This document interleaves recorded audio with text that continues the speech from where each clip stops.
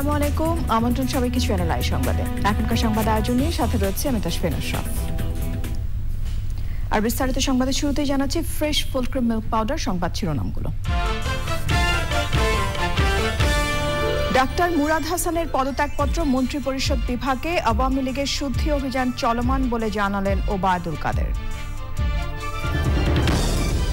মুরাদের আওয়ামী লীগের থাকা না থাকার বিষয়ে সিদ্ধান্ত আগামী কার্যনির্বাহী কমিটির বৈঠকে, হারাতে পারেন এমপি পদও।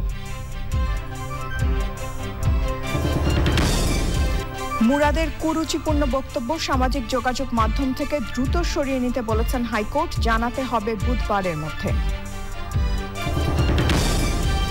নৌপথেও বাংলাদেশ ভারত যোগাযোগ বাড়ানোর পক্ষে নয়াদিল্লি, শান্তিপূর্ণ সীমান্ত ও অমীমাংসিত ইস্যু সমাধানের ঢাকার তাগিদ। এবং উড়োজাহাজ ভাড়া কয়েক গুণ বেড়ে যাওয়ায় মধ্যপ্রাচ্যগামী শ্রমিকরা চরম বিপাকে, অতিরিক্ত ফ্লাইট পরিচালনার সুপারিশ।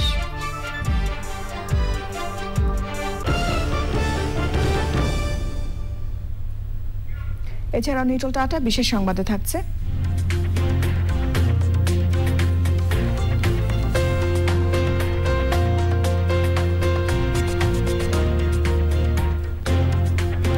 মুক্তিযুদ্ধে ভারতীয় সেনাবাহিনীর ব্যবহৃত ট্যাঙ্ক ও মাউন্টেন হাউজার গান বাংলাদেশকে উপহার দেওয়ার খবর।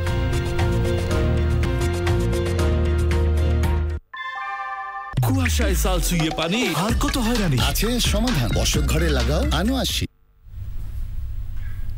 সংবাদ শিরোনামগুলো জানাচ্ছিলাম। এখনকার সংবাদ আয়োজন একই সঙ্গে চ্যানেল আই অনলাইনে লাইভ টিভি এবং চ্যানেল আই অনলাইনে ভেরিফাইড ফেসবুক পেজেও সরাসরি প্রচার হচ্ছে। মন্ত্রী পরিষদের তথ্য ও সম্প্রচার প্রতিমন্ত্রী পদ থেকে পদত্যাগ করেছেন ডাক্তার মুরাদ হাসান। প্রথমে ইমেইলে কিছু ভুল তথ্য দিয়ে তিনি পদত্যাগপত্র পাঠান, পরে সংশোধন করে আবারও পাঠানো হলে তথ্য মন্ত্রণালয় থেকে পদত্যাগপত্র মন্ত্রী পরিষদ বিভাগে পাঠানো হয়। আওয়ামী লীগ সাধারণ সম্পাদক ওবায়দুল কাদের বলেছেন, দলের শুদ্ধি অভিযান চলমান, প্রধানমন্ত্রী শেখ হাসিনার কাছে সবার আমলনামা রয়েছে। মোস্তফা মল্লিকের রিপোর্ট। মঙ্গলবার বেলা 12:30টার দিকে নিজ দপ্তরে পদত্যাগপত্র পাঠান ডাক্তার মুরাদ হাসান। তবে সেই পদত্যাগপত্রেও ছিল নানা ভুল, পরে তা সংশোধন করে পাঠান তিনি।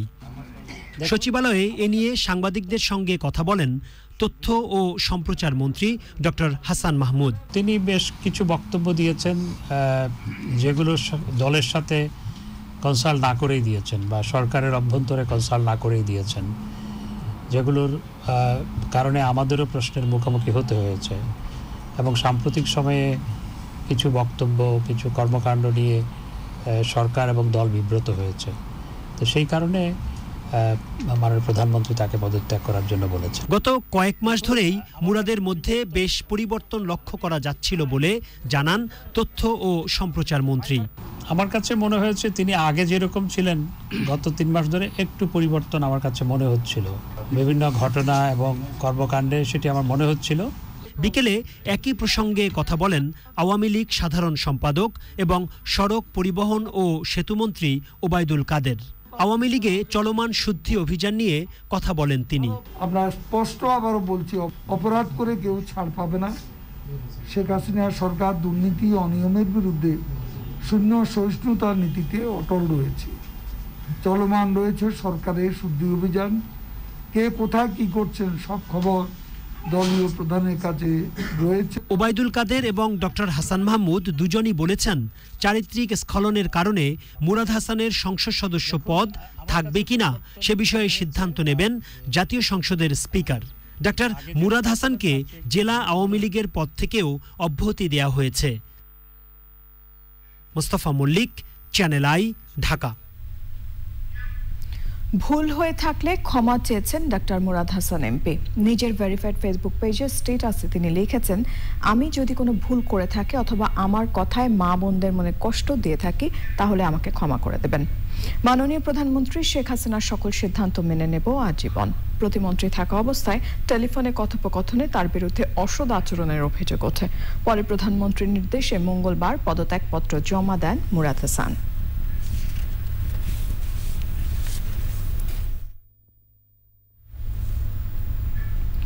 প্রতিমন্ত্রী হিসেবে পদত্যাগে বাধ্য হওয়া ডাক্তার মুরাদ হাসান আওয়ামী লীগে থাকতে পারবেন কিনা শেষ সিদ্ধান্ত হবে দলের আগামী কার্যনির্বাহী কমিটির বৈঠকে। প্রাথমিক সদস্য পদ না থাকলে সংসদ সদস্য পদও হারাবেন তিনি। দলের যুগ্ম সাধারণ সম্পাদক মাহবুবুল আলম হানিফ বলেছেন, নৈতিক স্খলন ঘটলে কাউকে ছাড় দেবে না আওয়ামী লীগ। ওবায়দুর রশিদের রিপোর্ট। বিভিন্ন কারণে সমালোচিত তথ্য প্রতিমন্ত্রী ডাক্তার মুরাদ হাসান পদত্যাগে বাধ্য হওয়ার পর সামনে আসে তার দলীয় পদের বিষয়টি। তিনি জামালপুর জেলা আওয়ামী লীগের স্বাস্থ্য বিষয়ক সম্পাদক। এই বিষয়ে আওয়ামী লীগের যুগ্ম সাধারণ সম্পাদক বলেন, অপরাধ করলে গঠনতন্ত্র অনুযায়ী যে কোনো পর্যায়ের নেতার বিরুদ্ধে যেভাবে ব্যবস্থা নেওয়া হয় সেভাবেই তার বিষয়েও ব্যবস্থা নেওয়া হবে। তবে মুরাদ হাসানের বিষয়ে সর্বোচ্চ শাস্তির সুপারিশ করা হবে বলে জানিয়েছেন মাহবুবুল আলম হানিফ। আমরা আমাদের পরবর্তী কার্যনির্বাহী সংসদের বৈঠকে তার বিষয়ে আমরা এটা ব্যাপারে কথা বলবো এবং আমরা চাইব যে এই ধরনের ব্যক্তি বাংলাদেশ আওয়ামী লীগের কোনো গুরুত্বপূর্ণ কোনো পদবি বা দায়িত্বশীল পদে যাতে না থাকে, তাকে দলীয় পদ থেকে অব্যাহতি দেওয়া হয়, সে ব্যাপারে আমাদের পরবর্তী কার্যনির্বাহী সংসদের বৈঠকে আমরা এটি সুপারিশ করব। সাম্প্রতিক সময়ে আরও কয়েকজনের বিষয়ে যে সমালোচনা সে সম্পর্কেও কথা বলেন আওয়ামী লীগের যুগ্ম সাধারণ সম্পাদক।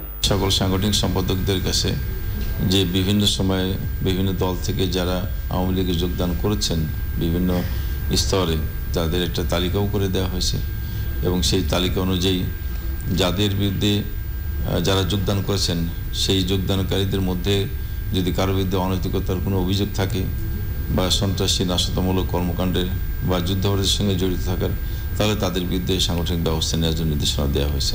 ডাক্তার মুরাদ হাসান একসময়ে ছাত্রদলের রাজনীতিতে জড়িত ছিলেন বলে বিএনপি মহাসচিব যে দাবি করেছেন তা সঠিক হতে পারে বলে মনে করছেন আওয়ামী লীগের যুগ্ম সাধারণ সম্পাদক। কারণ হিসেবে তিনি বলেছেন, নৈতিক স্খলনের মাধ্যমেই বিএনপির সৃষ্টি। Obaidul Rashid, channel I, Dhaka. চিত্রনায়িকা মাহিয়া মাহির সাথে মুরাদ হাসানের ফোন আলাপের বিষয়ে দ্বিতীয় দিনের মতো ডিবি কার্যালয়ে গিয়ে কথা বলেছেন চিত্রনায়ক ইমন। চ্যানেল আইকে ইমন জানিয়েছেন, তার মোবাইলে একাধিক বিদেশি নাম্বার থেকে কল আসে এবং ফেসবুক হ্যাক হওয়ার আশঙ্কায় তিনি ডিবিতে এসে কথা বলেছেন। ডিবির যুগ্ম কমিশনার জানান, প্রয়োজনে আরও দুজনকে জিজ্ঞাসাবাদ করা হবে। পরাগ আসমির রিপোর্ট। চিত্রনায়িকা মাহিয়া মাহির সাথে মুরাদ হাসানের কথোপকথন হয়েছিল চিত্রনায়ক ইমনের মোবাইল ফোনের মাধ্যমে। মুরাদ হাসানই ইমনের ফোন করে কথা বলেছিলেন মাহির সাথে। এরই জের ধরে সোমবার ডিবি কার্যালয়ে গিয়েছিলেন ইমন। মঙ্গলবারও ডিবি কার্যালয়ে হাজিরা দেন চিত্রনায়ক ইমন। গতকাল থেকে আমার নাম্বারে বেশ কিছু নাম্বার থেকে ফোন আসছিল, মানে 4 ডিজিট 5 ডিজিট। এটাতে আমি একটু সন্দেহ প্রকাশ করছি বিভিন্ন জিনিস যে এটা কোথায় কেন আসছে, কারণ আমাদের দায়িত্ব এটা জানানো। এই জন্য আমি আজকে ফোন নাম্বারগুলো নিয়ে এসে ভাইকে এখন দেখাবো যে এই ফোনগুলো আসছে, এটার বিষয়টা কি। যেহেতু ফেসবুক পেজ বা হ্যাক হতে পারে, অনেক কিছু অনুকূলটা হয়ে যেতে পারে, এই জন্য ভাইয়ের কাছে আমি সাইবার সিকিউরিটি ক্রাইমের কাছে জানাতে এসেছি। আমি আমার জায়গাটা ক্লিয়ার করেছি, ওইখানে যে বিষয়গুলো ঘটেছে আমি সবকিছু সামাল দেওয়ার চেষ্টা করেছিলাম। যে আমরা এখানে আছে একটা মহরত অনুষ্ঠান হবে, আমরা ব্যস্ত ছিলাম, এই বিষয়গুলো নিয়ে আমি ক্লিয়ার কাট বলেছি সব জায়গায়। ডিবির জয়েন্ট কমিশনার বলেন, তারা ইমনকে আসার জন্য বলেননি, ইমন নিজে থেকেই এসে কথা বলেছেন। ভিডিও ভাইরাল যেহেতু হয়েছে, সে হয়তো এই তারও মানে তার মোবাইলে রিং দিয়েছিল, সেই কারণে সে হয়তো মনে করছে যে বিষয়টা কোনো ত্রুটি আছে কিনা বা জানার জন্য। তার সাথে আমরা বিস্তারিত কথা বলেছি বর্তমান পরিস্থিতি নিয়ে, কী পরিস্থিতিতে তাকে রিং দিয়েছিল, সে কী পরিস্থিতি নিয়ে করছিল, সে কোনো সমস্যা আছে কিনা আমরা সবার সাথে কথা বলবো। প্রয়োজনবশত আমাদের যে মানে যার বিষয়ে ভিডিওটি ভাইরাল হয়েছে, যে আমরা প্রয়োজন মনে করি তার সাথে কথা বলবো। হারুনুর রশিদ জানিয়েছেন, যে কোনো প্রয়োজনে যে কাউকেই জিজ্ঞাসাবাদ করতে পারে গোয়েন্দা সংস্থা। পরাগ আজিম, চ্যানেল আই, ঢাকা। শান্তিপূর্ণ সীমান্ত এবং তিস্তা সহ অমীমাংসিত ইস্যুগুলোর সমাধানে আগ্রহী বাংলাদেশ ও ভারত। দুদেশের পররাষ্ট্র সচিব পর্যায়ের বৈঠক শেষে কথা জানিয়ে সফররত ভারতের পররাষ্ট্র সচিব হর্ষবর্ধন শৃঙ্গাল জানান, সড়ক ও রেলপথের পর এবার নৌ যোগাযোগ বাড়াতে চান তারা। বাংলাদেশের বিজয়ের 50 বছর উদযাপনে ঢাকা আসছেন ভারতের রাষ্ট্রপতি রামনাথ কোবিন্দ। পান্থ রহমান জানাচ্ছেন বিস্তারিত। পররাষ্ট্র সচিব হিসেবে তৃতীয়বারের মতো ঢাকায় সাবেক হাইকমিশনার হিসেবে পরিচিত মুখ হর্ষবর্ধন শ্রিংলা। দুদিনের সফরের শুরু সচিব পর্যায়ের বৈঠক দিয়ে। দ্বিপাক্ষিক আলোচনার বড় অংশ জুড়েই থাকলো দুদেশের অমীমাংসিত ইস্যু আর ভবিষ্যৎ কর্মপরিকল্পনাগুলো। বৈঠক শেষে গণমাধ্যম কর্মীদের সামনে শ্রিংলা জানালেন, ঢাকায় আসতে পারা তার জন্য আনন্দের। কানেক্টিভিটি রিলেটেড ইস্যুস, তারপরে গ্রিন এনার্জি এবং কোঅপারেশন এনার্জি সাইডে, তারপর টেকনোলজি বা টেকনোলজি বিভিন্ন নতুন নতুন যে বিষয়গুলো আছে এগুলো নিয়েও আমরা আলোচনা করেছি যে কিভাবে আরও আমরা অগ্রসর হতে পারি। একই সাথে আমাদের যে পেন্ডিং ইস্যুসগুলো আছে সেগুলো কিভাবে অগ্রগতি করা যায় সেগুলো আমরা আলোচনা করেছি। আমাদের যে বর্ডার নিয়ে আমরা আলোচনা করেছি, আরও শান্তিপূর্ণ বর্ডার কিভাবে আমরা করতে পারি। ভারতের সেনারা এবং বাংলাদেশের মুক্তিযোদ্ধারা একসাথে যুদ্ধ করেছিল এবং বাংলাদেশের স্বাধীনতার জন্যে রক্ত দিয়েছিল। This is something which is very rare in the annals of history, and we're very proud to be a part of your victory. We are proud to be a part of your celebrations. We discussed issues, but we found that there were no major differences. There were only areas that we could take forward. We are looking at how we can work together on forward-leaning areas. পরে পররাষ্ট্রমন্ত্রী একে আব্দুল মোমেনের সঙ্গে সৌজন্য সাক্ষাৎ শেষে শ্রিংলা জানান, উন্নয়ন অংশী হিসেবে বাংলাদেশ এবং ভারত একসঙ্গে কাজ করতে চায়।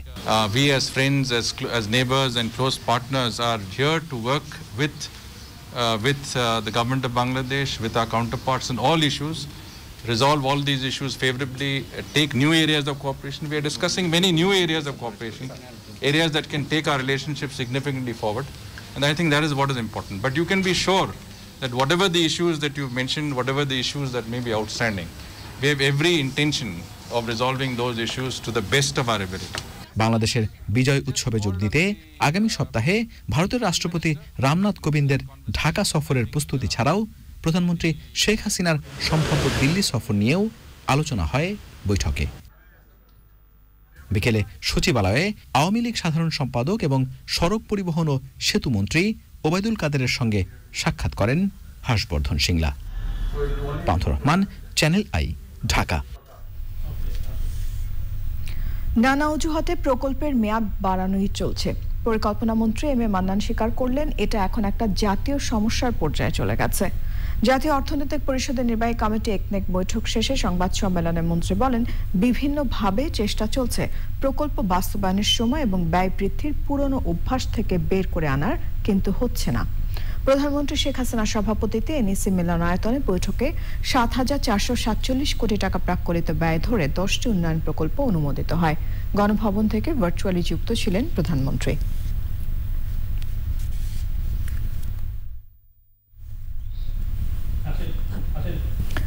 ভোটের মাঠে নৌকার বিরুদ্ধে বিশ্বাসঘাতকতা না করতে দলীয় সদস্যদের হুঁশিয়ার করেছেন নারায়ণগঞ্জ সিটি কর্পোরেশন আর্নের আওয়ামী লীগ মনোনীত প্রার্থী ডাক্তার সেলিনা হায়াত আইভি। অন্যদিকে নির্বাচনে না এলেও স্বতন্ত্র প্রার্থী হিসেবে প্রস্তুত নারায়ণগঞ্জের একাধিক বিএনপি নেতা। বিস্তারিত সময় ইসলামের রিপোর্ট। রাজনীতির দেয়ালে কান পাতলে শোনা যায় রাজনৈতিক দলগুলোর ঘরে ভাঙনের অশান্তি। যে কোনো নির্বাচনের আগে সেই অশান্তি বেড়ে যায় কয়েক গুণ। নানা কারণে আলোচিত নারায়ণগঞ্জ সিটি কর্পোরেশনের নির্বাচন আগামী 16 জানুয়ারি। সেখানে আবারও আওয়ামী লীগের মনোনয়ন পেয়েছেন সিটির বর্তমান মেয়র ডাক্তার সেলিনা হায়াত আইভি। মাঠে প্রতিপক্ষ হিসাবে বিএনপিকে চাইলেও নিজ দলের মানুষকে পুরনো ষড়যন্ত্র না করার আগাম সতর্কতা জারি করলেন তিনি। কেউ যদি চিন্তাও করে যে নৌকার এগেনস্টে যাবে, এই কাজটা করাটা মনে ঠিক হবে না। সুতরাং আমি আহ্বান জানাবো, যদি কেউ অন্য চিন্তা ভাবনা করে সেখান থেকে সরে এসে নৌকার জন্য কাজ করা। আওয়ামী লীগের একটা পক্ষ আরেকটা পক্ষকে সহ্যই করতে পারে না। এবারও কিন্তু মানুষের কানাঘুষা ছিল, আমার প্রতিপক্ষ কিন্তু অনেক কিছু করেছে, কিন্তু সেই ঘুরে ফিরে চায়ের দোকানে একটাই, যে আইভির ভরসা শেখ হাসিনা। নারায়ণগঞ্জে এরকম অনিয়ম করার দুঃসাহস কেউ দেখাতে পারবে না। আর যদি দুঃসাহস কেউ দেখাতে চায় তাহলে আমিও সেই কঠিনভাবে আমার জনতাকে নিয়ে ব্যবস্থা নেব। নির্বাচন নিয়ে কেন্দ্রের নির্দেশনার বিষয়ে দোটানায় নারায়ণগঞ্জের বিএনপি নেতারা। ভোটের লড়াইয়ে নামতে রীতিমতো প্রতিযোগিতায় একাধিক বিএনপি নেতা। দলীয় সিদ্ধান্ত যদি আমি দাঁড়াই, তবে আর বসার জন্য দাঁড়াবো না। তৈবুর আলম খান তো শেষ পর্যন্ত থাকবে ইনশাল্লাহ। না, এবার আর বয়কট করবে না, পরিস্থিতি নাই যে বয়কট করার। দাঁড়াইলে ইলেকশন করতে হবে, পরিষ্কার। মাঠে আছেন বিএনপির আরো দুজন নেতা। দলীয় প্রতীকে যদি দল না চায়, সেক্ষেত্রে যদি এরকম হয় যে স্থানীয়ভাবে কেউ নির্বাচন করতে পারবে, তো সেই ক্ষেত্রে আমি স্বতন্ত্র হলেও নির্বাচনের মাঠে থাকব, সরকারকে এবং নির্বাচন কমিশনকে লাল কার্ড দেখানোর চেষ্টা করব। তবে বর্তমান মেয়র ডাক্তার সেলিনা হায়াত আইভি বলছেন সব পক্ষ নিয়েই নারায়ণগঞ্জের ভোট হবে জমজমাট। সোমা ইসলাম, চ্যানেল আই, ঢাকা। সাবেক তথ্য প্রতিমন্ত্রী ডাক্তার মুরাদ হাসানের কুরুচিপূর্ণ বক্তব্যের ভিডিও সামাজিক যোগাযোগ মাধ্যম থেকে দ্রুত সরিয়ে নিতে বিটিআরসির চেয়ারম্যানকে নির্দেশ দিয়েছেন হাইকোর্ট। একই সাথে এই বিষয়ে কি পদক্ষেপ নেওয়া হয়েছে তা বুধবার সকালে রাষ্ট্রপক্ষকে জানাতে বলেছেন আদালত। আদেশের কথা জানতে পেরে ইতোমধ্যে ভিডিও সরিয়ে নিতে ফেসবুক, ইউটিউবকে জানিয়েছে বিটিআরসি। মানহারুল হকমানের রিপোর্ট। সদ্য পদত্যাগ করা তথ্য প্রতিমন্ত্রী মুরাদ হাসানের কুরুচিপূর্ণ বক্তব্যের ভিডিও সামাজিক যোগাযোগ মাধ্যম থেকে সরিয়ে নিতে বিটিআরসির প্রতি নির্দেশনা চেয়ে হাইকোর্টে মৌখিক আবেদন করেন সুপ্রিম কোর্টের আইনজীবী সৈয়দ সায়েদুল হক সুমন। তিনি বলেন, ভাইরাল হওয়া ভিডিও শিশুসহ সকলের জন্য ক্ষতিকর। এরপর রাষ্ট্রপক্ষের বক্তব্য শুনে আদেশ দেন বিচারপতি এনায়েতুর রহিম ও বিচারপতি মোস্তাফিজুর রহমানের বেঞ্চ। এই ভিডিওগুলা এখন পর্যন্ত কেউ ব্যবস্থা নেয়নি সরানোর, এটা তো আসলে সরকারেরই দায়িত্ব সরানোর। আমি আদালতকে বলেছি, আদালত আমার কথা শুনেছেন এবং ডেপুটি অ্যাটর্নি জেনারেলের কথাও শুনেছেন। শুনে ডেপুটি অ্যাটর্নি জেনারেলকে আদেশ দিয়েছেন, বলেছেন যে যেহেতু ওনার কাছে অ্যাপ্লিকেশন নাই, আমি অরালি বলছি, আমি আমাদের কোর্টের ডিজায়ার যে বিটিআরসির চেয়ারম্যানের সাথে আলাপ করে দ্রুত এই ভিডিওগুলা সরানোর ব্যবস্থা করেন এবং আগামীকালকে কি ব্যবস্থা নিলেন সকালবেলা আমাদেরকে জানাবেন। হাইকোর্টের আদেশ পেয়ে বিটিআরসির নেওয়া পদক্ষেপ সম্পর্কে জানান তাদের আইনজীবী। এখন বিটিআরসির পক্ষে যতটুকু করা সম্ভব, যা করা সম্ভব, এই মাননীয় হাইকোর্ট যে আদেশটা আছে এটা প্রপারলি কমিউনিকেট করা হবে ফেসবুক এবং ইউটিউবকে। তারা যত তাড়াতাড়ি সম্ভব তারা নামানোর জন্য রিকোয়েস্ট করবে। কিন্তু এই ধরনের ইস্যুতে আমার ধারণা যে ফেসবুক এবং ইউটিউবের কর্তৃপক্ষ তারা বাংলাদেশের যে আইন আছে, বিদ্যমান আইনের ভায়োলেশনগুলো তারা দেখে এটা হয়তো নামাতে সক্ষম হবে। মুরাদ হাসানের কুরুচিপূর্ণ বক্তব্য গত কয়েকদিনে সামাজিক যোগাযোগ মাধ্যমে ভাইরাল হলে এ নিয়ে বিভিন্ন মহলে কঠোর সমালোচনা হয়। সোমবার রাতে তাকে পদত্যাগ করতে নির্দেশ দেন প্রধানমন্ত্রী। Mazharul Haque Manna, channel I, Dhaka. Covid পরবর্তী বিশ্বজুড়ে পুষ্টিহীনতার চ্যালেঞ্জ মোকাবেলায় বিশ্ব সম্প্রদায়কে একযোগে কাজ করার আহ্বান জানিয়েছেন প্রধানমন্ত্রী Sheikh Hasina. Tokyo nutrition for growth সামিটের উদ্বোধনীতে প্রধানমন্ত্রী 5 দফা প্রস্তাব দিয়ে বলেন, দুর্যোগকালে খাদ্য সংকট মেটাতে আঞ্চলিক খাদ্য ভাণ্ডার করে তোলা বড় সমাধান হতে পারে। নীলাদ্রি শেখরের রিপোর্ট। প্রয়োজনীয় খাদ্য পেলেও বিশ্বজুড়ে পুষ্টিহীনতা বড় ধরনের সংকট হয়ে দাঁড়িয়েছে। জাতিসংঘের হিসাব মতে বৈশ্বিক জনসংখ্যার প্রায় 81 কোটি মানুষ অপুষ্টিতে ভোগে। কোভিডকালীন সময়ে এই সংকট আরও ভয়াবহ আকার ধারণ করেছে। এমন প্রেক্ষাপটে বিশ্ব নেতাদের অংশগ্রহণের মধ্যে দিয়ে অনুষ্ঠিত হচ্ছে Tokyo nutrition for growth summit. প্রধানমন্ত্রী শেখ হাসিনা গণভবন থেকে অনলাইনে সামিটে যোগ দেন।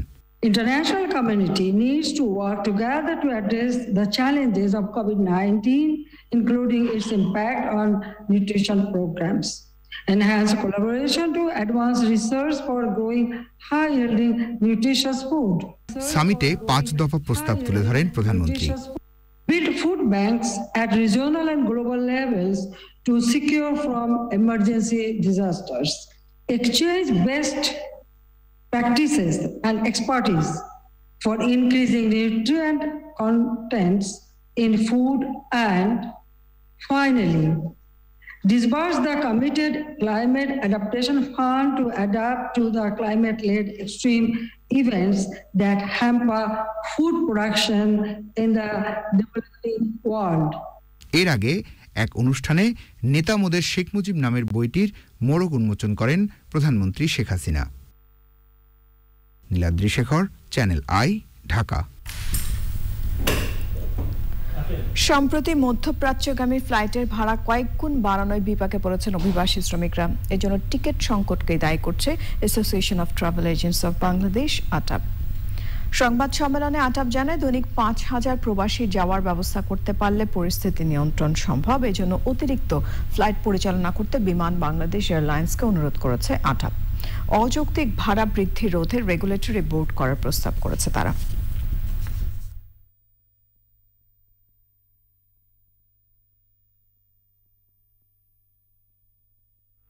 মধ্যপ্রাচ্যগামী অন্যান্য অপারেটিং এয়ারলাইন্সগুলোকে অতিরিক্ত ফ্লাইট পরিচালনা করার উদ্যোগ গ্রহণ করতে হবে, যাতে করে উক্ত পথে যাত্রী আসন সংখ্যা বৃদ্ধি পায় এবং এর মাধ্যমে টিকিটের মূল্য স্বাভাবিক পর্যায়ে আনা সম্ভব হয়। মূলত বর্তমানে যেভাবে হোক এয়ারলাইন্সগুলি 3 থেকে 3,500 যাত্রী নিতে পারে, কিন্তু 5,000 যাত্রী যাওয়া প্রয়োজন। যুক্তরাজ্যের বিরোধী দল লেবার পার্টির নতুন ছায়া মন্ত্রিসভার ইকোনমিক সেক্রেটারি হিসেবে দায়িত্ব পেয়েছেন জাতির পিতা বঙ্গবন্ধু শেখ মুজিবুর রহমানের নাতনি টিউলিপ সিদ্দিক।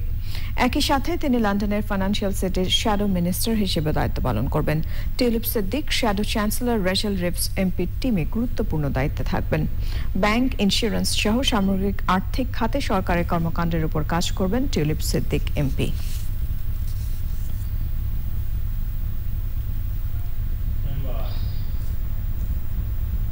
এবারে সুবর্ণ বিজয়ের খবর।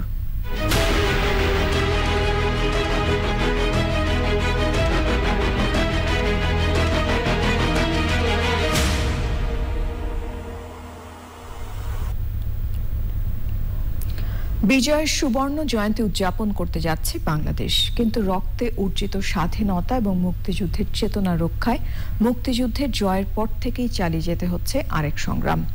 50 বছরের পথ চলায় পদে পদে এসেছে বাধা, হয়েছে দেশি বিদেশি ষড়যন্ত্র। ওবায়দুল রশিদের ধারাবাহিক প্রতিবেদনের আজ 4র্থ পর্ব।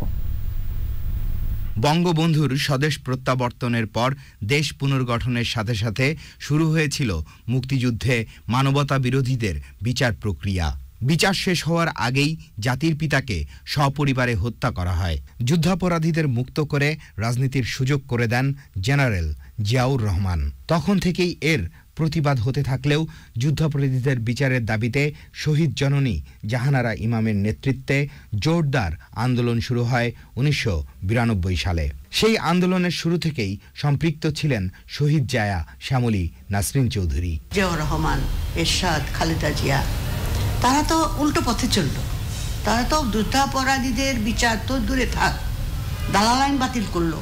এই নিজামি, এই মুজাহিদ আমাদের স্বামীর রক্তরঞ্জিত পতাকা গাড়িতে দিয়ে এরা সংসদে গেছে। প্রিয়জন হারবার দুঃখটা শতগুণ আরো বেড়ে গেছে। 26 বছর অন্ধকার আমি বলবো। তারপরেও কি করে মানুষের চেতনায় মুক্তিযুদ্ধ থাকলো যে আমরা কাজ করেছি। 2008 সালের জাতীয় নির্বাচনের আগে মানবতা বিরোধী অপরাধীদের বিচারের বিষয়টি ইশতেহারে যুক্ত করে আওয়ামী লীগ। বিপুল ভোটে সেই নির্বাচনে জয়ী হয়ে শেখ হাসিনা সরকার গঠন করলে শুরু হয় মানবতা বিরোধী অপরাধের বিচার। জাতিসংঘে বান কি মুন পর্যন্ত মাননীয় প্রধানমন্ত্রীকে নিষেধ করেছেন, কিন্তু তিনি তো অতি সাহসী মানুষ। তিনি যা কথা দেন কথা রক্ষা করেন, কথা রক্ষা করেছেন। যেমন বঙ্গবন্ধুর খুনিদের বিচার করেছেন, জাতীয় 4 নেতার বিচার, হত্যার বিচার হয়েছে, যুদ্ধাপরাধীদের বিচার হয়েছে, কিন্তু তিনি তো ভয় পান নাই, তিনি তো করেছেন। তাকে কত রকমের ভয়, তার উপরে 22 বার তার জীবন হরণ করার জন্য ওরা ওনাকে আক্রমণ করেছে, তথাপি তিনি তো থামেন নাই। মুক্তিযুদ্ধে শহীদ পরিবারের সদস্যরা বলছেন, মানবতা বিরোধী অপরাধের বিচারে দেরিতে হলেও কলঙ্কমুক্ত হয়েছে বাংলাদেশ। যুদ্ধাপরাধীদের বিচার করেই উদযাপিত হতে যাচ্ছে বিজয়ের সুবর্ণ জয়ন্তী। Obaidul Rashid, channel I, Dhaka. এরই সাথে সংবাদে নিচ্ছে অশোক লীলা নিফাত অটোস বিরতি। আর বিরতির পর্যায়ে থাকছে করোনার নতুন ধরন অমিক্রন ছড়িয়ে পড়েছে 40টিরও বেশি দেশে। সংক্রমণ ঠেকাতে ভ্রমণে যুক্তরাজ্যের নতুন বিধিনিষেধ।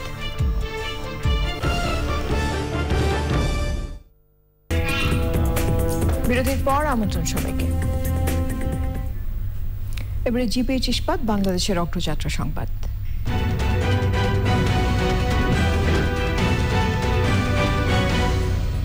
নির্মাণে প্রচলিত স্টিল বেছে নেবেন নাকি বেছে নেবেন এশিয়ার প্রথম কোয়ান্টাম ইলেকট্রিক আর্ক ফার্নেসে তৈরি বিশ্ব সেরা স্টিল? জিপিএইচ ইস্পাত, দৃঢ়তার প্রতিশ্রুতি। মুজিব বর্ষের রংপুর বিভাগে আশ্রয়ন প্রকল্পের মাধ্যমে প্রধানমন্ত্রীর দেওয়া রঙিন ঘর পেয়েছেন প্রায় 26,000 ভূমিহীন গৃহহীন মানুষ। এর সাথে নিশ্চিত হয়েছে লাখো মানুষের জীবন ধারণের নানা সুযোগ সুবিধা। এহসানুল হক সুমনের ভিডিও চিত্রে মেলিনা লাভলি রিপোর্ট। মুজিব বর্ষে রংপুর বিভাগের প্রায় 26,000 ভূমিহীন গৃহহীন পরিবার প্রধানমন্ত্রীর দেয়া রঙিন ঘর পেয়েছেন। প্রকল্পের মাধ্যমে 1 লাখের বেশি মানুষ মাথা গোঁজার ঠাঁই পাওয়ার সাথে পেয়েছে বিশুদ্ধ পানি, স্যানিটেশন ও বিদ্যুৎ সুবিধা। সমাজের অবহেলিত এই মানুষগুলো পেয়েছে নিজের ঠিকানা আর আত্মমর্যাদা।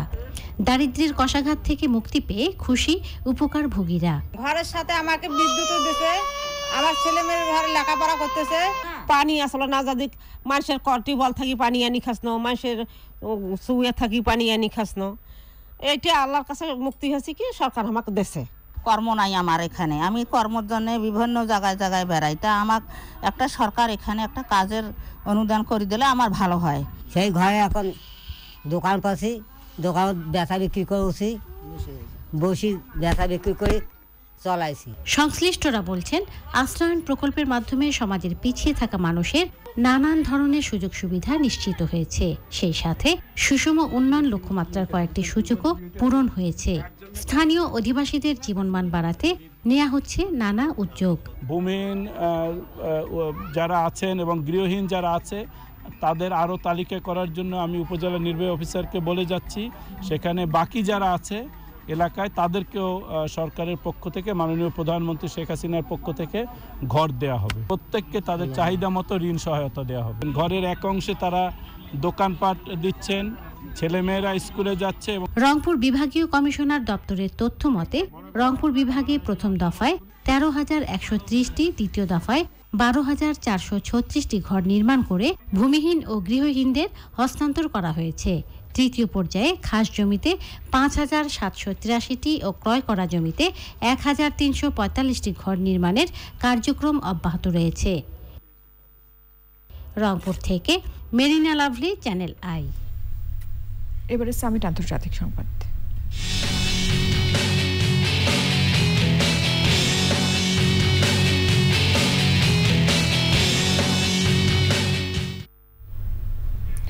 করোনা ভাইরাসের নতুন ধরন অমিক্রন 40টিরও বেশি দেশে ছড়িয়ে পড়েছে। যুক্তরাজ্যের স্বাস্থ্যমন্ত্রী জানিয়েছেন, দেশের একাধিক অঞ্চলে অমিক্রনের কমিউনিটি ট্রান্সমিশন হয়েছে। 24 ঘন্টায় সেখানে এ ধরন শনাক্ত হয়েছে আরও 90 জনের দেহে। সংক্রমণ ঠেকাতে ভ্রমণের নতুন বিধি নিষেধ আরোপ করেছে যুক্তরাজ্য। করোনার লাগাম টেনে ধরতে ভ্রমণ আইন আরো কঠোর করেছে যুক্তরাষ্ট্র। এখন দেশটিতে প্রবেশের একদিন আগের করোনা নেগেটিভ সনদ বাধ্যতামূলক। করোনার বিস্তার ঠেকাতে ইটালিতে গণপরিবহনের স্বাস্থ্য পাস বা টিকা সনদ দেখানো বাধ্যতামূলক করা হয়েছে। রাশিয়ার সাউথ আফ্রিকা ফেরত 2 জনের দেহে অমিক্রন শনাক্ত হওয়ার পর তাদের হাসপাতালে ভর্তি করা হয়েছে। অমিক্রন আক্রান্ত শনাক্ত হয়েছে ভারতের কর্ণাটক, গুজরাট, মহারাষ্ট্র, দিল্লি এবং রাজস্থানে।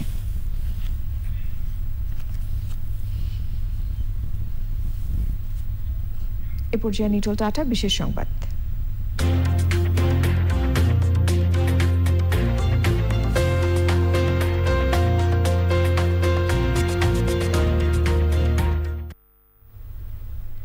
বাংলাদেশের মহান মুক্তিযুদ্ধে ভারতীয় সেনাবাহিনী ব্যবহৃত একটি ট্যাঙ্ক এবং একটি মাউন্টেন হাউজার গান উপহার হিসেবে বাংলাদেশ সেনাবাহিনীকে দিয়েছে ভারত। বেনাপোল স্থলবন্দরে ভারতীয় সেনাবাহিনী এগুলো হস্তান্তর করে। সে সময় বাংলাদেশের পক্ষে ছিলেন কর্নেল আশরাফ এবং ভারতের পক্ষে কর্নেল বিতিয়ন। ট্যাঙ্কটি বাংলাদেশ জাতীয় জাদুঘর কর্তৃপক্ষের কাছে এবং মাউন্টেন হাউজার গানটি সিওটি ঢাকা সেনানিবাসে হস্তান্তর করা হবে।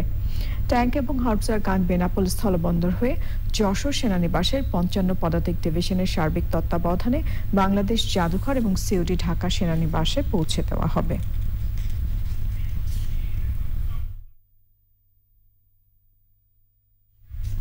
এবারে ঐক্য.com.bd সংবাদ।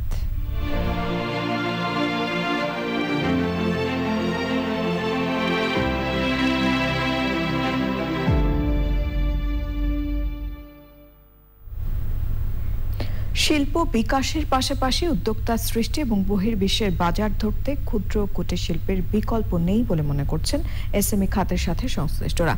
এসএমই মেলায় অংশ নেওয়া বিভিন্ন ধরনের পণ্য এরই মাঝে নজর কেড়েছে ক্রেতাদের। মেলার পোশাক, ডিজাইন এবং ফ্যাশন ওয়্যার নিয়ে রিপোর্ট করছেন মিথিলা নাসরিন। চাঁপাইনবাবগঞ্জের তাহারিমা বেগম নকশি কাঁথার ব্যবসা শুরু করেছিলেন 38 বছর আগে।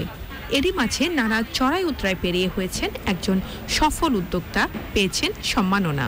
ঢাকায় হালকা হালকা শীত, নকশিকাঁথাটাই বেশি চলবে বলে আমি শুধুমাত্র নকশিকাঁথা নিয়ে এখানে এসেছি। আমার মহিলা কর্মী হচ্ছে 2500-এরও বেশি। বগুড়ার মহুয়া নিজের সীমাবদ্ধতাকে জয় করে হয়েছেন একজন সফল উদ্যোক্তা। বাংলাদেশ বিজনেস অ্যান্ড ডিসেবিলিটি নেটওয়ার্কের একটা সংস্থা, সেই সংস্থার হয়ে আমি আর কি এখানে এসেছি। আমার সব কিছু বুটিকের হাতের কাজের three piece, sari, one piece, bedsheet, cushion cover সব কিছুই আছে। ইনশাআল্লাহ অবশ্যই ভালো করব আমি এবং যারা উদ্যোক্তা আছে তাদের সবাই ভালো করুক। সম্পূর্ণ দেশীয় কাঁচামাল নির্ভর পণ্যগুলোকে অনেকেই উপস্থাপন করেছেন নান্দনিকভাবে। মসলিনের ওড়না, মসলিনের শাড়ি, মসলিনের ড্রেস, এটাই আমার স্পেশালাইজেশন। ওটার মধ্যে আমরা কাঠচুপির কাজ করি। জামদানি তো আসলে আমরা শাড়ি করেছি, এর বাইরে আমরা করেছি টিস্যু বক্স করেছি, বিভিন্ন ধরনের ব্যাগ করেছি, মাস্ক করেছি। আমরা ভেজিটেবল ডাই নিয়ে কাজ করা, এটাকে অনেকে ন্যাচারাল ডাই বলে। আমরা বাংলাদেশকে রিপ্রেজেন্ট করতে চাই। স্পেশাল হলো আমি বেড কভার নিয়ে আসছি, বাটিকের, ব্লকের। ঐতিহ্যের ছোঁয়া থাকায় এরই মাঝে পণ্যগুলো ক্রেতাদের নজর কেড়েছে।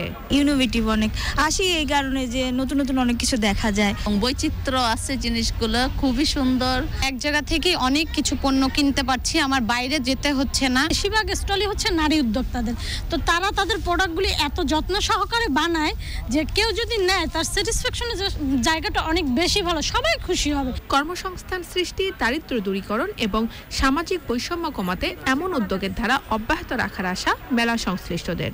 নতুন উদ্যোক্তা সৃষ্টির জন্য এবং বিদ্যমান উদ্যোক্তাদের পণ্যের বা সেবার মান উন্নীত করার জন্য এই মেলা একটি চমৎকার প্ল্যাটফর্ম। এবার কিন্তু আমরা ডাইভার্সিফাইড করেছি আমাদের প্লাস্টিক, আমাদের light engineering, handicrafts, even electronics পণ্য। বঙ্গবন্ধু আন্তর্জাতিক সম্মেলন কেন্দ্রে 12 ডিসেম্বর পর্যন্ত প্রতিদিন সকাল 10টা থেকে রাত 8টা পর্যন্ত মেলা চলবে। Mithila Nazneen, Channel I, Dhaka. এবারে কৃষি সংবাদ।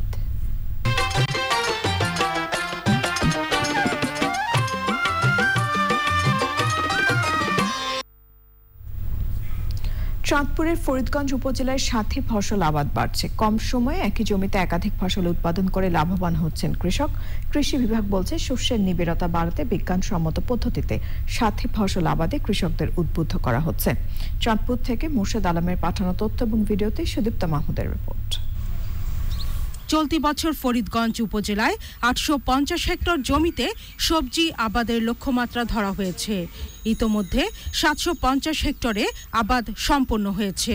চাষিরা তাদের সুবিধামতো একই জমিতে লাল শাক, মূলা, কুমড়া, ফুলকপি ও বাঁধাকপি সহ বিভিন্ন সাথী ফসল উৎপাদন করছেন। ফরিদগঞ্জে বিলের পর বিলে সাথী ফসল চাষ করছেন তারা। সাথী ফসল উৎপাদনে বাড়তি সার বা পরিচর্যার প্রয়োজন নেই।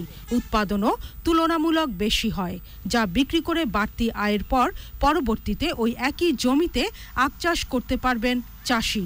মূলত ক্ষুদ্র ও প্রান্তিক চাষিরাই সাথী ফসল আবাদে বেশি আগ্রহী। কুমড়ার শাক, লাল শাক এবং মূলার শাক, এই তিনটা ফসল করছি লাভের জন্য, এবং লাভ হয় তিনটা একসাথে করণে। একসাথে আমি জমিতে ফসল করি। এই উপজেলার প্রতিটি ইউনিয়নের চাষিরা কম বেশি সাথী ফসল উৎপাদন করছেন। এতে কৃষক লাভবান হওয়ার পাশাপাশি জমির সর্বোত্তম ব্যবহারও নিশ্চিত হচ্ছে। এবছর আমরা 750 হেক্টর লক্ষ্যমাত্রা দিয়েছি। এতে আজ পর্যন্ত 750 হেক্টর আবাদ হয়ে গেছে। আমরা আশাবাদী যে আমাদের লক্ষ্যমাত্রা ছাড়িয়ে যাবে এবছর। গত মৌসুমে এ অঞ্চলে সবজি উৎপাদনের লক্ষ্যমাত্রা ধরা হয়েছিল 790 হেক্টর জমিতে। উৎপাদন হয়েছিল 850 হেক্টরে। Sudipta Mahmud, channel I. এখন দেখবেন প্রকৃতি সংবাদ।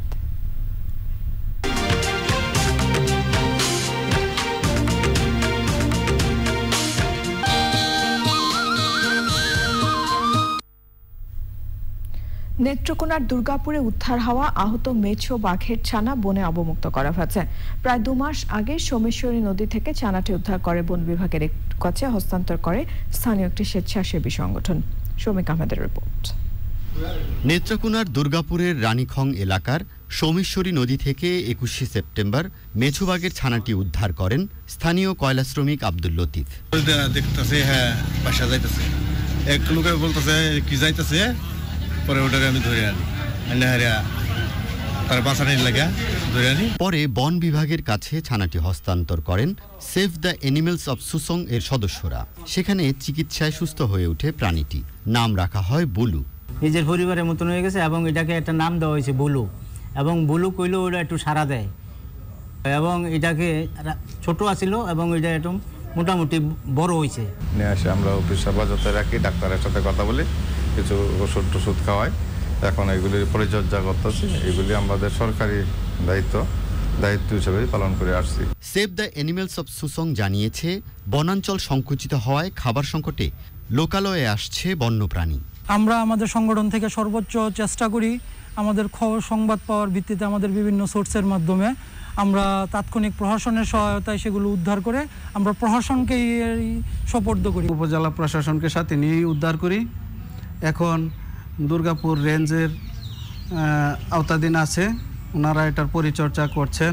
এই আহত বিড়ালটিকে প্রাণী সম্পদ দপ্তরের মাধ্যমে চিকিৎসা প্রদান করি এবং ফরেস্ট রেঞ্জারের মাধ্যমে একে কিছুদিন আমরা একে প্রতিপালন করি, যাতে করে সে বনে যেয়ে তার খাবার সংগ্রহ এবং প্রতিকূল পরিবেশে সে টিকতে পারে। সুস্থ হওয়ার পর মেছুবাগের ছানাটি বনে অবমুক্ত করা হয়।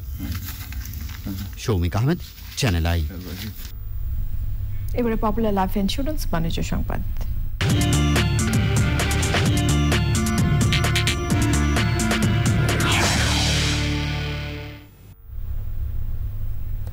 ঢাকা স্টক এক্সচেঞ্জে মঙ্গলবার লেনদেনে ঊর্ধ্বমুখী প্রবণতা দেখা গেছে। আগের কার্যদিবসের চেয়ে ডিএসইএক্স সূচক 70 পয়েন্ট বেড়ে 7048 পয়েন্টে দাঁড়িয়েছে। বেড়েছে বেশিরভাগ কোম্পানির শেয়ারের দাম। হাত বদল হয়েছে 262টি কোম্পানির 1331 কোটি 4 লাখ টাকা শেয়ার এবং মিউচুয়াল ফান্ড, যা আগের কার্যদিবসের চেয়ে 443 কোটি 91 লাখ টাকা বেশি। এর মধ্যে দাম বেড়েছে 149টির, কমেছে 69টির এবং অপরিবর্তিত রয়েছে 44টি কোম্পানির শেয়ারের দাম।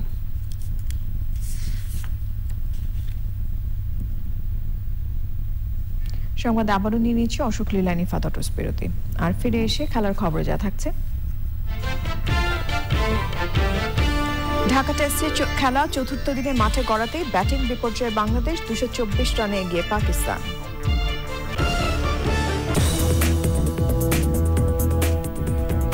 ফিরে এলাম সবশেষ আয়োজনগুলো নিয়ে। দেশের স্বনামখ্যাত দুই চিকিৎসক অধ্যাপক ডাক্তার এ কে আজাদ খান এবং অধ্যাপক ডাক্তার মাহমুদ হাসান জাতীয় অধ্যাপক মনোনীত হওয়ায় association of physicians of Bangladesh APB তাদের সংবর্ধনা দিয়েছে। রাজধানীর একটি হোটেলে অনুষ্ঠানে প্রধান অতিথি ছিলেন জাতীয় অধ্যাপক অবসরপ্রাপ্ত ব্রিগেডিয়ার ডাক্তার আব্দুল মালেক। এপিবির মহাসচিব অধ্যাপক ডাক্তার সোহেল মাহমুদ আরাফাতের সঞ্চালনায় সভাপতি অধ্যাপক ডাক্তার মোহাম্মদ রফিকুল ইসলামের সভাপতিত্বে Bangladesh college of physicians BCPS এর সভাপতি অধ্যাপক ডাক্তার কাজী দিন মোহাম্মদ, প্রধানমন্ত্রী ব্যক্তিগত চিকিৎসক অধ্যাপক এবিএম আব্দুল্লাহ সহ অন্যান্যদের আলোচনা শেষে জাতীয় দুই অধ্যাপককে উত্তরী এবং সনদ তুলে দেন প্রধান অতিথি।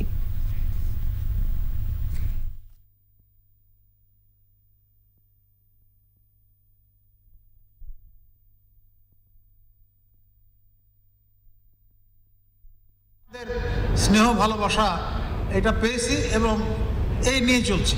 এটাই আমার জীবন। আসলে আমি যে খুব বেশি কিছু করেছি আমার কাছে এটা মনে হয় না। জয় করেছি বা জয়ের কাছে এসেছি communicable disease, mainly because of vaccination.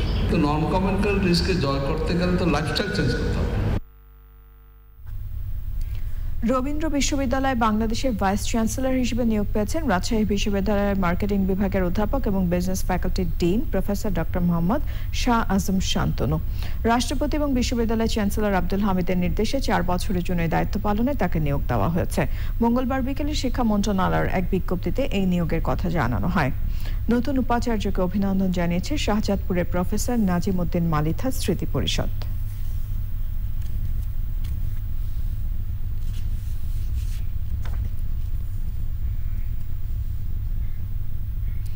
সংবাদপত্র শিল্পটি ক্রমেই রুগ্ন শিল্পে পরিণত হচ্ছে উল্লেখ করে প্রফেশনাল এই শিল্পটিকে বাঁচাতে সরকারের প্রতি আহ্বান জানিয়েছেন newspapers owners association of Bangladesh NOAB. Federation of Bangladesh chambers of commerce and industry FBCCI এর সাথে আলোচনায় NOAB president A K Azad এই আহ্বান জানিয়ে সংবাদপত্র শিল্পের ট্যাক্স এবং ভ্যাট কমানোর আহ্বান জানান। এই সময় নোয়াবের কার্যনির্বাহী কমিটির সদস্য এবং সাবেক সভাপতি প্রথম আলোর সম্পাদক মতিউর রহমান এবং ডেইলি স্টার সম্পাদক মাহফুজ আনাম সহ অন্যরা উপস্থিত ছিলেন। এফবিসিসিআই তড়িঘড়ি করে আয়কর আইন সংশোধন না করে সময় নিয়ে করারও আহ্বান জানায়।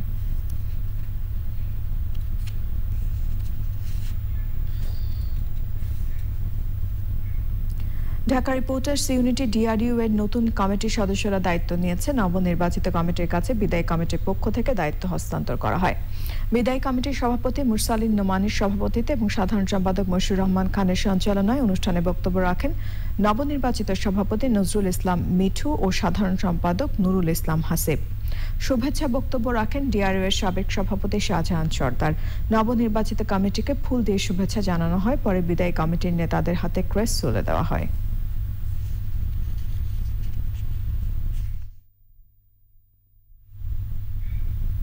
এবারে বাংলাদেশ স্পেশালাইজড হসপিটাল খেলার খবর।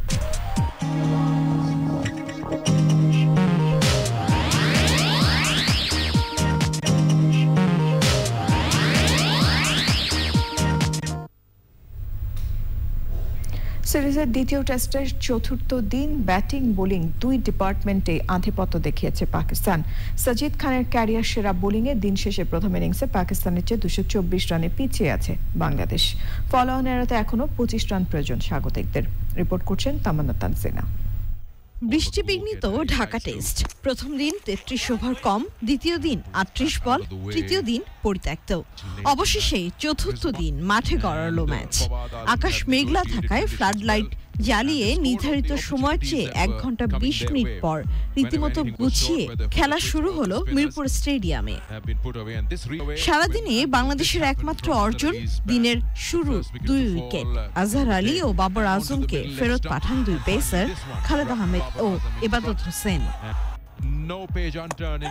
এরপর সেই একই গল্প বাংলাদেশের বর্তমান অবস্থান আরো স্পষ্ট হলো, যেখানে কারো অন্তর্ভুক্তি দলের মনোবল বাড়াতে সক্ষম না এটাও প্রমাণিত। অপ্রতিরোধ্য পাকিস্তান। 50 পেলেন ফাওয়াদ ও রিজওয়ান। 300 রান তুলে প্রথম ইনিংস ঘোষণা দেয় সফরকারীরা।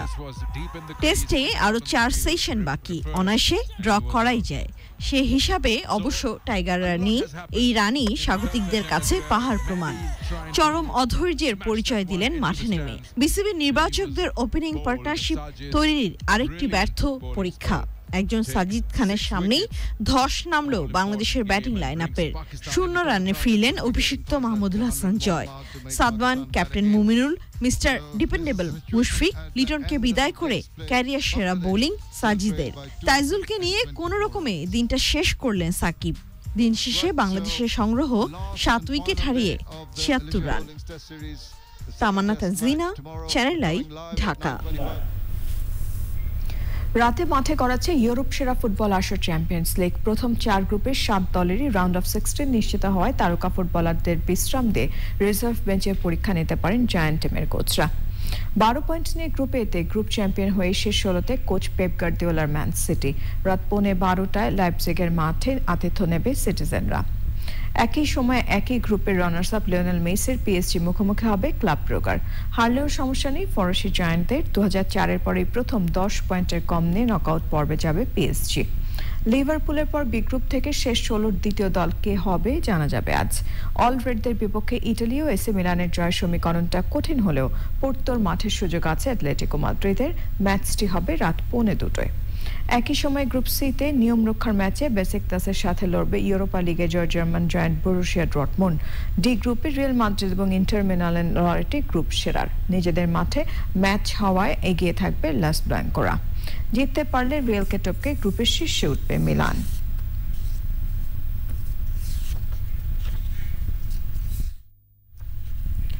সবশেষে fresh full cream milk powder সংবাদ শিরোনামগুলো জানাবো আরো একবার। ডাক্তার মুরাদ হাসানের পদত্যাগপত্র মন্ত্রিপরিষদ বিভাগে আওয়ামী লীগের শুদ্ধি অভিযান চলমান বলে জানালেন ওবায়দুল কাদের। মুরাদের আওয়ামী লীগে থাকা না থাকার বিষয়ে সিদ্ধান্ত আগামী কার্যনির্বাহী কমিটির বৈঠকে, হারাতে পারেন এমপি পদ।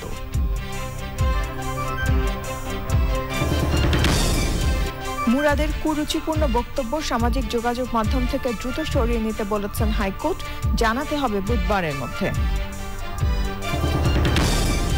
নৌপথেও বাংলাদেশ ভারত যোগাযোগ বাড়ানোর পক্ষে নয়াদিল্লি, শান্তিপূর্ণ সীমান্ত ও অমীমাংসিত ইস্যু সমাধানে ঢাকার তাগিদ। এবং উড়োজাহাজ ভাড়া কয়েক গুণ বেড়ে যাওয়ায় মধ্যপ্রাচ্যগামী শ্রমিকরা চরম বিপাকে, অতিরিক্ত ফ্লাইট পরিচালনার সুপারিশ।